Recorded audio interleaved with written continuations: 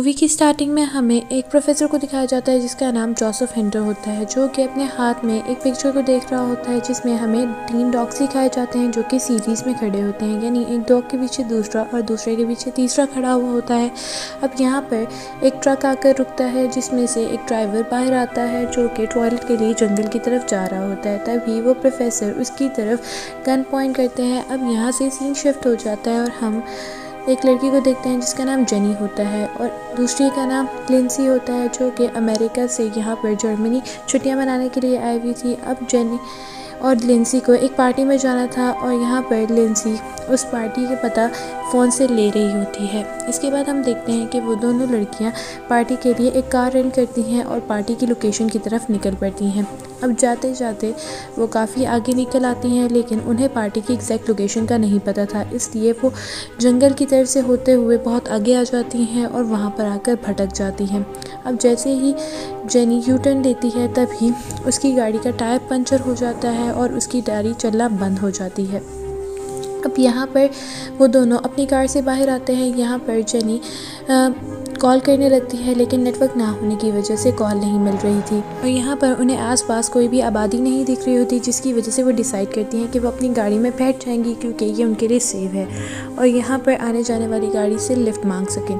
अब इसके बाद वहाँ पर एक गाड़ी आकर रुकती है जिसमें एक बूढ़ा आदमी होता है, जो उन दोनों को अकेला देखकर उनकी तरफ बहुत ही अजीबोगरीब इशारे करने लगता है, जिसकी वजह से वो घबरा जाती हैं और उस आदमी को वहाँ से भेज देती हैं और गाड़ी को लॉक कर लेती हैं।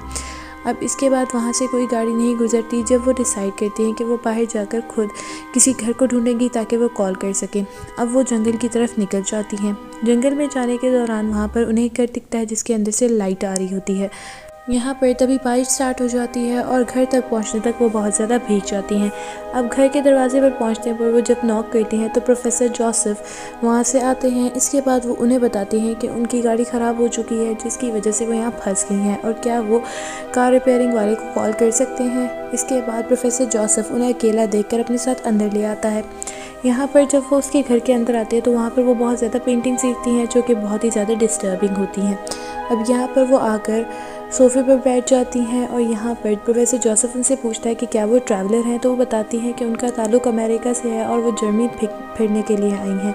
और यहाँ पर वो पूछता है कि क्या वो दोनों फैमिली मेम्बर्स हैं, जिस पर वो कहते हैं कि नहीं, वो दोनों फ्रेंड्स हैं। और जिसके बाद प्रोफेसर जोसेफ को वो दोबारा से कार रिपेयरिंग वाले को कॉल करने को कहती हैं। इसके बाद प्रोफेसर जोसेफ किचन में पानी के लिए लेने चला जाता है और तभी किसी को कॉल करता है, जिस पर वो समझते हैं कि शायद वो कार रिपेयरिंग वाले को कॉल कर रहा है। अब यहाँ पर वो उन दोनों के ग्लास में पानी के ग्लास में ड्रग मिला देता है, जिसे एक लड़की तो पी लेती है, लेकिन जेनी से वो ग्लास गिर जाता है जिसके पर वो उससे बहुत ज़्यादा रूड बिहेव करता है। इसके बाद वो बेसमेंट में क्लॉथ लेने के लिए जाता है, लेकिन तभी वहाँ पर जी बेहोश होने लग जाती है। इसके बाद वो दोबारा से कार रिपेयरिंग वाले को फ़ोन करने को कहती है, जिसे वो इग्नोर कर देता है और यहाँ पर वो जेनी को भी वो इंजेक्शन उसकी गर्दन में लगा देता है, जिसकी वजह से वो भी वहाँ पर बेहोश हो जाती है। अब यहाँ पर हम देखते हैं कि प्रोफेसर जोसेफ अपना ब्रेकफास्ट कर रहा होता है।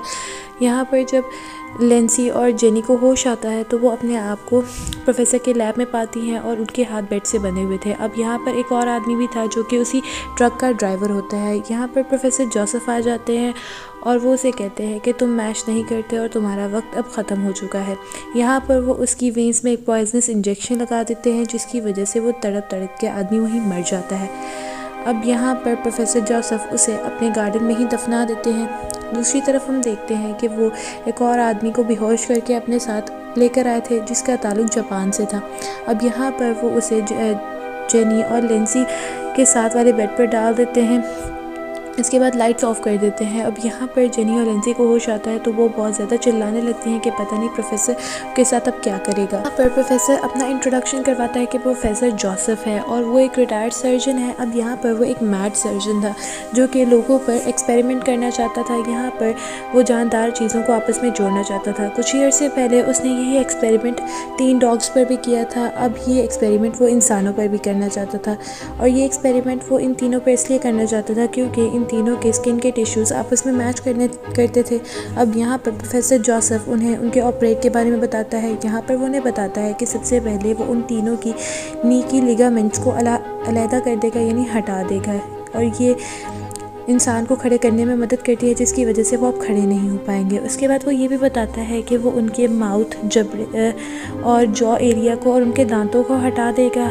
और यहाँ पर वो ये भी बताता है कि वो सब्जेक्ट ए के बैक साइड पे सब्जेक्ट बी को और सब्जेक्ट बी की बैक साइड पे सब्जेक्ट सी को लगा देगा। और यहाँ पर वो उनकी हिप की स्किन को हटाकर वहाँ पर उनके जबड़े की स्किन फिट कर देगा।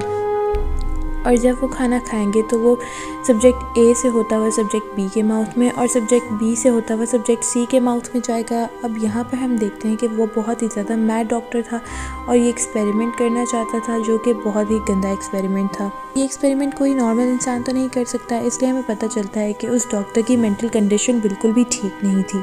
यहाँ पर सबसे पहले वो डॉक्टर उस जापनीज़ को एक इंजेक्शन देता है, जिसकी वजह से वो बेहोश हो जाता है। अब यहाँ पर वो लिंसी को भी वही इंजेक्शन देता है, जिसकी वजह से लिंसी बहुत ज़्यादा चिल्ला रही होती है। यहाँ पर जेनी उस प्रोफेसर को मसरूफ़ देखकर अपने दांतों की मदद से उन रस्सियों को खोलकर वहाँ से भाग जाती है। अब क्योंकि उसके बाजू पर निडल्स लगी हुई थी और भागने की वजह से वो निडल्स खींचती हैं और उसके हाथों में से बहुत ज़्यादा ब्लड निकलता है। अब वो भागते भागते एक रूम में आ जाती है, जहाँ पर वो प्रोफेसर पहुंच जाता है और उसकी खिड़की तोड़ देता है। अब यहाँ पर जेनी वहाँ से भी भाग जाती है और एक पूल पे आ जाती है। यहाँ पर प्रोफेसर अपनी गन लेकर वहाँ पर पहुँच जाता है और पूरे पूल को कवर कर देता है। तभी वहाँ पर लाइट चली जाती है और यहाँ पर जेनी इसका फ़ायदा उठाकर वहाँ से निकल जाती है और लैब में वापस आती है। और वहाँ पर वो लिंसी को उठाती है, जो कि अब भी होश थी। वो उसे घसीटते घसीटते घर से बाहर ले आती है। तभी वहाँ पर वो प्रोफेसर आ जाता है और उसको भी वही इंजेक्शन दे देता है, जिसकी वजह से वो बेहोश हो जाती है। अब वो दोबारा उन्हें उसी लैब में लाकर बांध देता है और यहाँ पर प्रोफेसर उनका ऑपरेट स्टार्ट कर देता है। सबसे पहले वो उनके लिगामेंट्स को निकाल देता है और उसके बाद उनके दांतों को भी निकाल देता है। इसके बाद वो मार्कर से उनकी बॉडी पर निशान लगाता है और यहाँ पर वो उनकी हिप की स्किन को और मुँह की स्किन को भी हटा देता है। अब यहाँ पर वो बहुत ही लंबा ऑपरेशन करता है और कुछ दिन बाद हम देखते हैं कि वो प्रोफेसर ड्रिंक कर रहा होता है और ड्रिंक करने के दौरान उसके सामने उसका बनाया हुआ एक ह्यूमन सेंटीपीड पड़ा था, जो कि बेहोश था और उसके ज़ख्म भी अभी ताज़ा थे, लेकिन वो उनको उठाने की कोशिश करता है। यहाँ पर वो उनको ज़बरदस्ती खड़ा करने की कोशिश करता है, लेकिन उनके ज़ख्म अभी ताज़ा थे और कमज़ोरी की वजह से वो लोग खड़े नहीं हो पा रहे थे और बेहोश भी थे। जब उन्हें होश आती है तो वो लोग बहुत ज़्यादा दर्द से कर रहे होते हैं और उन्हें बहुत ज़्यादा पेन भी हो रहे होते हैं। अब यहाँ पर वो प्रोफेसर एक मिरर लेकर आता है और तीनों को उनकी शक्ल दिखाता है, जिसे देखकर वो रोने लगते हैं। अब यहाँ पर वो उन्हें केज में बंद कर देता है और यहाँ पर वो बहुत ही अजीब तरह से जानवरों की तरह उन्हें खाना देता है और वो जापनीज़ बिल्कुल जानवरों की तरह खाना खा रहा होता है। अब यहाँ पर वो उन्हें बहुत ही बुरी तरह से ट्रीट करता है, जिसकी वजह से वो जापनीज़ आदमी बेहोश हो जाता है। अब दूसरी तरफ हम देखते हैं कि वो उन्हें बाहर ले जाता है और जापनीज़ को वॉशरूम जाना होता है, लेकिन वो कंट्रोल नहीं कर पाता और उसका सारा टॉयलेट दूसरी लड़की के मुंह में चला जाता है, जो कि बहुत ज़्यादा डिस्गस्टिंग सीन था। यहाँ पर वो पैसे तीनों का चेकअप कर रहा होता है तो वो देखता है कि जापनीज़ आदमी बिल्कुल ठीक है, लेकिन लिंसी जिसने उस आदमी का वेस्ट मटेरियल खाया होता है उसको कॉन्स्टिपेशन हो गई थी। और यहाँ पर हम जेनी को देखते हैं, जिसके पास कोई भी खाने की सोर्स नहीं पहुँच रही थी, जिसकी वजह से वो कमज़ोर होती जा रही थी और उन सब के ज़ख्म ताज़ा थे और यहाँ लग रहा था कि जेनी कुछ दिनों में मर जाएगी। यहाँ पर प्रोफेसर जेनी की जगह चेंज करने के बारे में सोच रहा होता है, तब ये बाहर बेल होती है और हम दो ऑफिसर्स को देखते हैं जो यहाँ पर जेनी और लेंसी को ढूंढने के लिए आए हुए थे, क्योंकि वो मिसिंग थी और जिस दिन से वो अपनी पार्टी के लिए निकली थी तब से वो वापस नहीं आई थी। यहाँ पर प्रोफेसर उन्हें अंदर ले आता है। यहाँ पे वो उन्हें बताता है कि वो एक सर्जन है और शेड्यूल बिजी होने की वजह से वो बाहर भी नहीं जाता और उसने उन दोनों लड़कियों को यहाँ पर नहीं देखा। इसके बाद वो उनसे पूछता है कि उन्होंने कुछ पीना है, तो वो कहते हैं हम कॉफ़ी पियेंगे, जिस पर वो कहता है कि नहीं, उन्हें सिर्फ पानी मिलेगा।